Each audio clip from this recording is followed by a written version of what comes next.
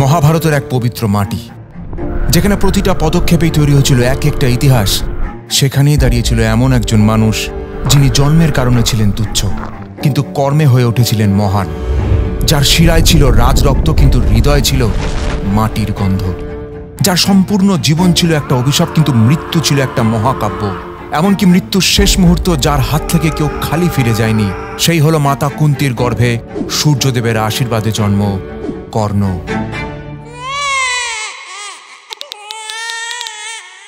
যখন নিজের মা নিজের ছেলেকে অস্বীকার করেন, তখনও কিন্তু কুন্তির রাজমাতা হননি।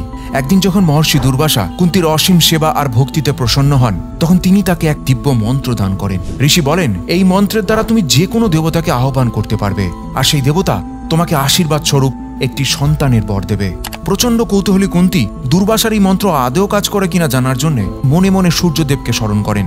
আর একদিন ভোরবেলায় হঠাৎ সেই মন্ত্র উচ্চারণ করে ফেলেন, আর তৎক্ষণাৎ সূর্যদেব কুন্তির সামনে এসে উপস্থিত হন। হে কুন্তি, তুমি আমায় স্মরণ করেছ, আমি তোমাকে আশীর্বাদ দিতে এসেছে। কিন্তু কুন্তি ভয় পেয়ে বলে, আমি কেবল এই মন্ত্রের পরীক্ষা নিচ্ছিলাম প্রভু, আমি এখনো অবিবাহিতা। কিন্তু সূর্যদেব বলেন, তোমার আহ্বান বৃথা যেতে পারে না, আমি তোমাকে এক বীর সন্তান দেব, যেভাবে আমারই মতো দীপ্ত, অমর আর অজেয়। আর ঠিক এইভাবেই অবিবাহিতা কুমারী কুন্তির গর্ভে আসে কর্ণ।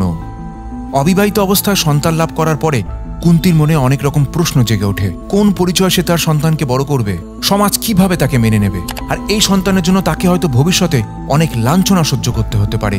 এত কিছুর ভয়ে কুন্তি ঠিক করে যে সে তার সন্তানকে ত্যাগ করবেন।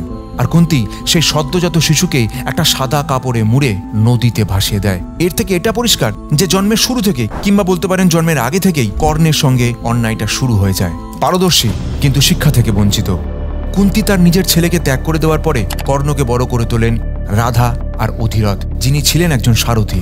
আমি যে সময়ের কথা বলছি, সেই সময় সমাজের মধ্যে জাতি ধর্ম নিয়ে বিভিন্ন রকম ভাবে ভেদাভেদ ছিল, আর ঠিক এর উপরই নির্ভর করতো কার সন্তান ঠিক কি ধরনের শিক্ষা পাবে।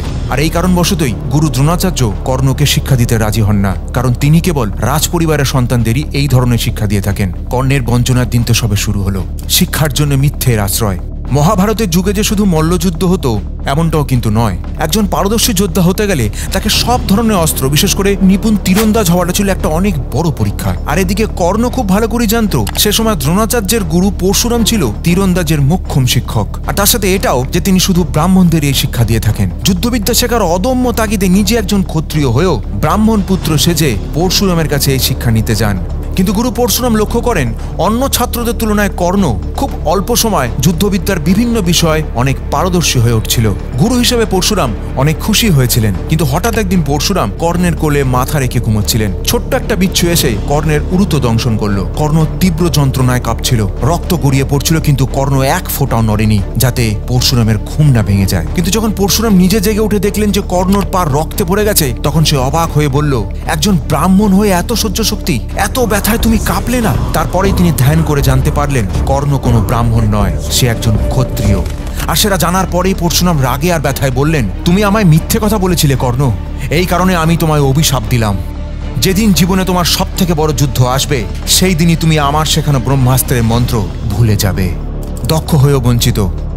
পুরোপুরি প্রশিক্ষণ গ্রহণ করার পরে ভর্তি দর্শকের সামনে যখন পাণ্ডবেরা কৌরবেরা নিজেদের শিক্ষার প্রদর্শন করছিলেন, তখন সেই একই মাঠে কর্ণ নিজের শিক্ষার প্রদর্শন করছিল, যেখানে তার সামনে অনেক বড় বড় যোদ্ধারা মাথা নত করতে বাধ্য হয়েছিল। এক কথায় কর্ণ হয়ে উঠেছিল সকলের নয়নমণি। কিন্তু হঠাৎ গুরু দ্রোণাচার্য সকলের সামনে কর্ণকে উদ্দেশ্য করে বললেন, এই মঞ্চে কর্ণের কোনো স্থান নেই, সে একজন ক্ষত্রিয়, নিচু বংশ, আর নিচু বংশের মানুষকে, অর্থাৎ এই সুতপুত্রকে ঘাড় ধরে এখান থেকে বের করে দেওয়া হোক। লজ্জা করে না তোমার? ছলের সাহায্য নিয়ে যুদ্ধবিদ্যা শিখেছ, গোটা রাজ্যবাসীর সামনে, পাণ্ডবদের সামনে, কুরু বংশের সামনে তাকে অপমানিত করা হয়। দ্রৌপদীর বিয়েতেও অপমান। আপনারা হয়তো অনেকেই জানেন না যে দ্রৌপদীর যখন স্বয়ম্বর সভা আয়োজন করা হয়েছিল, তখন এইটা ঘোষণা করা হয়েছিল, যে যোদ্ধা নিচের পাত্রের জলের প্রতিফলন দেখে মাছের চোখে আঘাত করতে পারবে, সেই দ্রৌপদীর স্বামী হবে। আর এই স্বয়ম্বর সভায় অংশগ্রহণ করার জন্য সারা ভারতবর্ষ থেকে রাজা, রাজপুত্ররা, বীর যোদ্ধারা এসে উপস্থিত হন। এমনকি দুর্যোধন, শল্য, জরাসন্ধ, কর্ণ, এছাড়াও আরো অনেকেই উপস্থিত ছিলেন। মঞ্চের মাঝে রাখা হলো এক বিশাল ধনুক, আর উপরে ঝুলন্ত একটি ঘূর্ণায়মান চক্রে মাছের চোখ। একে একে করে বহু রাজাই চেষ্টা করলেন, কিন্তু কেউ ধনুকই তুলতে পারলেন না। কিন্তু কর্ণ অতি সহজেই সেই ধনুক তুললেন, আর মাছের চোখে যখন নিশানা লাগাতে যাবে, ঠিক সেই মুহূর্তেই দ্রৌপদী সিংহাসন থেকে উঠে দাঁড়ালেন। ভরা জনসভায় উচ্চস্বরে বললেন, আমি কোনো সুতপুত্রকে বরমালা দিতে পারবো না। পুরো জনসভা স্তব্ধ হয়ে গেল। কর্ণ কোনো কথা না বলে তীর মাটিতে রেখে দিল আর বলল, এটা হবে আমি জানতাম, কারণ আমার জন্মটাই তো একটা অপরাধ। কিন্তু দুর্যোধন তখন ক্ষোভে ফেটে পড়লেন। তখন তিনি সবার সামনে উচ্চস্বরে বললেন, দ্রৌপদী, তুমি কিন্তু যোদ্ধার বীরত্ব দেখছো না, তুমি দেখছো তার জন্মের পরিচয়। কিন্তু কর্ণ দুর্যোধনকে থামিয়ে বললেন, দুর্যোধন, তুমি দ্রৌপদীকে দোষ দিও না। আমার ভাগ্যই আমার চিরকালের শত্রু, ধরিত্রী মাতার অভিশাপ। শিক্ষা সম্পূর্ণ হওয়ার পরে কর্ণ যখন নিজের শক্তি পরীক্ষা করতে চাইলেন, তখন তিনি একদিন বনে গেলেন। গিয়ে দেখলেন একটা গাভী ঘাস খাচ্ছে। দূর থেকে লক্ষ্য করে কর্ণ ভাবলেন, এটা হয়তো বনের কোনো বন্য প্রাণী। তিনি তীর ছুড়লেন। তীর সোজা গিয়ে লাগে একটা গাভীর বুকে, আর সে মারা যায়। আর সেই গাভীর মালিক ছিলেন একজন বৃদ্ধ ব্রাহ্মণ। এই দৃশ্য দেখার পরে তিনি পুরোপুরি কান্নায় ভেঙে পড়লেন। তিনি বললেন, তুমি নিজে একজন যোদ্ধা হয়ে একটা নিরাপরাধ প্রাণীকে হত্যা করলে। এই গাভীটাই ছিল আমার জীবনের আশ্রয়। তখন তিনি অন্য কিছু আর না ভেবে কর্ণকে দিলেন এক ভয়ানক অভিশাপ। যেমন এই গাভী নিজের জীবন দেওয়ার আগে ধরিত্রী মায়ের কোলে পড়ে নিজের প্রাণ ত্যাগ করলো, ঠিক তেমনই তোমার জীবন যুদ্ধের মোক্ষম মুহূর্তে তোমার রথের চাকা মাটিতে পড়ে আটকে যাবে। তখন তোমাকে কেউ রক্ষা করতে পারবে না। কর্ণের মহাদান। যুদ্ধের অনেক আগেই দেবরাজ ইন্দ্র জানতেন যে কর্ণের কাছে এমন দুটো জিনিস রয়েছে যা তাকে অপরাজেয় করে রেখেছে, যেটা হলো সূর্যদেবের আশীর্বাদে প্রাপ্ত রক্ষা কবচ আর কুণ্ডল। এমনকি সূর্যদেব কর্ণকে সতর্ক করেছিলেন, সাবধান হয়ে যাও। দেবরাজ ইন্দ্র কিন্তু নিজের পুত্র অর্জুনের প্রাণ রক্ষার তাগিদে তোমার কাছ থেকে দিব্যরত্ন কবচ আর কুণ্ডল চাইতে আসবে, আর তুমি এই কবচ আর কুণ্ডল ছাড়া কিন্তু একেবারে অরক্ষিত হয়ে পড়বে। কিন্তু কর্ণ হেসে উত্তর দিয়েছিলেন, যদি দেবরাজ ইন্দ্র আমার কাছ থেকে দানের পরীক্ষা নিতে আসেন, তবে আমি কি তাকে খালি হাতে ফিরিয়ে দেব? না।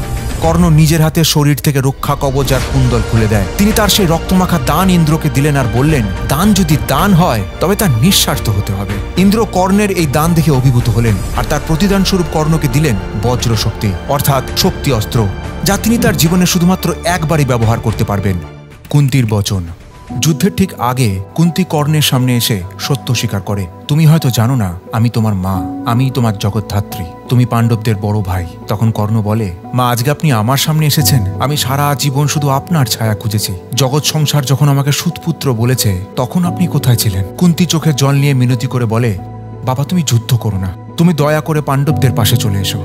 মা, আমার আর ফেরার পথ নেই। আমি দুঃশাসন আর দুর্যোধনের ঋণের মধ্যে জড়িয়ে পড়েছি। তারা আমাকে সম্মান দিয়েছে যখন সারা পৃথিবী আমাকে অপমান করেছে। আমার আর ফেরার পথ নেই মা। তবে আমি তোমায় কথা দিচ্ছি, তোমার 5 সন্তানই বেঁচে থাকবে, কারণ আমি নিজে পাণ্ডবদের বিরুদ্ধে লড়ব। তাদের কাউকে আমি হত্যা করব না। তবে তুমিই থাকবে জয়ী মাতার আসনে মা। কুন্তি কাঁদতে কাঁদতে কর্ণকে আশীর্বাদ করলেন, কারণ তিনি জানতেন এই দেখাই কর্ণের সঙ্গে শেষ দেখা। কর্ণ শান্তমুখে বলল, মা, আপনি আমার কাছে দেরি করে এলেও আমি কখনো আপনাকে দোষ দেব না, কারণ সন্তানের হৃদয় মা সর্বদা পবিত্রই থাকে। একসাথে সকল অভিশাপ ফলে যাওয়া। যুদ্ধের সপ্তদশ দিনে দুঃশাসনের মৃত্যু হয়েছে। ভীম তার প্রতিশোধ নিয়েছে, আর এই যুদ্ধে শুধুমাত্র একটাই লক্ষ্য, কর্ণকে পরাজিত করা। দুই মহাযোদ্ধার মুখোমুখি সংঘর্ষ শুরু হয়। একদিকে কর্ণ সূর্যবংশে প্রজ্বলিত আগুন, অন্যদিকে অর্জুন ইন্দ্রের পুত্র কৃষ্ণের সারথি। কর্ণের রথ চালাচ্ছিলেন শৈল, আর অর্জুনের রথ চালাচ্ছিলেন স্বয়ং কৃষ্ণ নিজে। দুই বীর মুখোমুখি, একে অপরকে ব্রহ্মাস্ত্র, নাগাস্ত্র, বায়ু অস্ত্র ছোড়া শুরু করেছে। সম্পূর্ণ যুদ্ধক্ষেত্র যেন এক প্রলয়ের দৃশ্য। আর ঠিক এমন যুদ্ধের উত্তেজনার সময় কর্ণ লক্ষ্য করলেন তার যুদ্ধরথের চাকা মাটির কাঁদাতে আটকে গেছে। কর্ণ রথ থেকে মাটিতে নেবে বিভিন্নভাবে চাকাটাকে শক্ত মাটিতে তোলার চেষ্টা করছেন, কিন্তু কোনোভাবে সেটা সম্ভব হচ্ছে না। কারণ ছিল একটাই, ভুলবশত গাভী হত্যার কারণে ধরিত্রী মায়ের অভিশাপ। তিনি অভিশাপ দিয়েছিলেন, যুদ্ধক্ষেত্রে তোমার রথের চাকা মাটিতে আটকে যাবে, তখন কেউ তোমাকে রক্ষা করতে পারবে না। এদিকে অর্জুনের রথের সাথে শ্রীকৃষ্ণ দেখেন এটাই মোক্ষম সময় কর্ণকে তীরবিদ্ধ করার। তাই সময় নষ্ট না করে তিনি অর্জুনকে নির্দেশ দেন তীর ছুটতে। কর্ণ তখন বিনীতভাবে অর্জুনকে বলেন, অর্জুন, যুদ্ধের ধর্মে যখন কেউ নিরস্ত্র কিংবা বিপদে, তখন তাকে তো হত্যা করাটা পাপ। তুমি একটু অপেক্ষা করো, আমি রথের চাকা তুলে নিই, তারপরে লড়াই হবে। অর্জুন কর্ণের এই আবেদন শোনার পরে দ্বিধায় পড়ে যায়, কিন্তু এদিকে কৃষ্ণের চোখে ক্রোধের আগুন জ্বলছে। কৃষ্ণ বললেন, কর্ণ, তুমি ধর্মের কথা বলছো? দ্রৌপদীর বস্ত্র হরণের সময় তুমি চুপ ছিলে কেন? অভিমন্যুকে ষড়যন্ত্র করে মারতে তো তুমি সায় দিয়েছিলে, তখন তোমার ধর্ম কোথায় ছিল কর্ণ? এই কথা বলেই কৃষ্ণ গর্জে উঠলেন, অর্জুন, বিলম্ব না করে তীর ছোড়ো। অর্জুন তীর ছোড়ে, কিন্তু কর্ণ তখন অর্জুনের বিরুদ্ধে ব্রহ্মাস্ত্র ব্যবহার করতে যান। আর ঠিক তখনই পরশুরামের অভিশাপ কাজ করা শুরু করে। কর্ণ ব্রহ্মাস্ত্রের মন্ত্র উচ্চারণ করতে চায়, কিন্তু তার স্মৃতি লোপ পায়। সে কোনোভাবেই কিছু মনে করতে পারে না। কর্ণ ধীরে ধীরে হতাশ আর অসহায় হয়ে পড়ে। সে বুঝতে পারে এটাই তার কর্মফলের শেষ সময়। অর্জুনের তীর সোজা কর্ণের বুক বিদ্ধ করে। তার শরীর ধীরে ধীরে নিস্তেজ হয়ে পড়ে। কর্ণ ধীরে ধীরে চোখ বন্ধ করে শুয়ে পড়লেন মাটিতে। তখন কৃষ্ণ ব্রাহ্মণের ছদ্মবেশ নিয়ে কর্ণের সামনে এসে উপস্থিত হন। কর্ণ মৃতপ্রায়, কিন্তু তবুও তার চোখে এক অদ্ভুত ঔজ্জ্বল্য রয়েছে। ব্রাহ্মণ বেশে কৃষ্ণ বলেন, বৎস, তুমি কি মৃত্যুর আগে আমায় কিছু দান করবে? তখন কর্ণ কষ্টে হাসে আর বলেন, প্রভু, আমার কাছে তো আপনাকে দেওয়ার মতো আর কিছুই নেই। সবই তো দিয়ে দিয়েছে জীবিত থাকা অবস্থায়।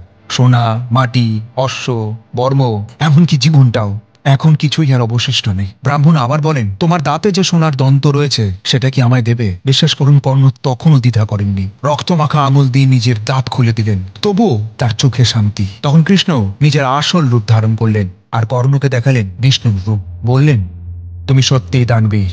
আজ তুমি তোমার দানের মহিমাকে মৃত্যুর ওই পারে নিয়ে গেলে। তুমি শুধু জন্মসূত্রে নয়, তুমি কর্মসূত্রেও মহাপুরুষ।